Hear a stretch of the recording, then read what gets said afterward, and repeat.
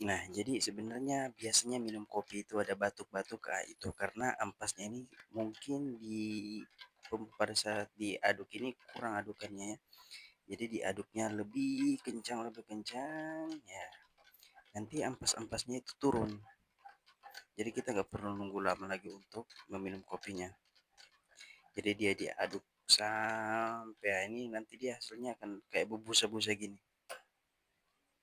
Nah ini ampas-ampasnya ini ya cuma beberapa biji aja ini.